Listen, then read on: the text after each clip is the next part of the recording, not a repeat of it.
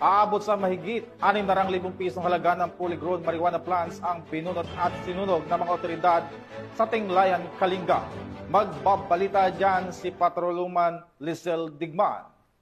Resulta ng pinaigting na kampanya ng Police Regional Office Cordillera Administrative Region kontra sa illegal na droga, umabot na 600,000 na halaga ng fully grown marijuana plants ang nadiskubre ng mga operatiba sa isinagawang marijuana eradication sa Barangay Tulga West, Tinglayan, Kalinga nito lamang ika-28 ng Setyembre 2025. Naging matagumpay ang operasyon dahil sa pagtutulungan ng mga operatiba mula sa Lubwagan Municipal Police Station, Pasil MPS, Balbalan MPS, Tinglayan MPS at First Kalinga Provincial Mobile Force Company. Ang operasyon ay nagresulta sa pagkatuklas ng isang plantasyon ng marijuana na may lawak na mahigit kumulang 300 square meters at may nakatanim na 3,000 na piraso ng fully grown marijuana plants na nagkakahalaga ng 600,000 pesos standard drug price. Bagamat walang nahuling cultivator, ang mga nasabing halaman ng marijuana ay naidokumento, binunot at sinunog sa mismong lugar. Patuloy naman ang isinasagawang investigasyon upang matukoy ang iba pang plantasyon ng marijuana at mahuli ang mga individual na responsable sa pagtatanim nito. Ang matagumpay na operasyong ito ay nagtatampok sa patuloy na pangako ng mga ahensya ng kapulisan na labanan ang mga iligal na aktibidad ng droga sa rehiyon para sa mapayapang pamayanan tungo sa bagong Pilipinas.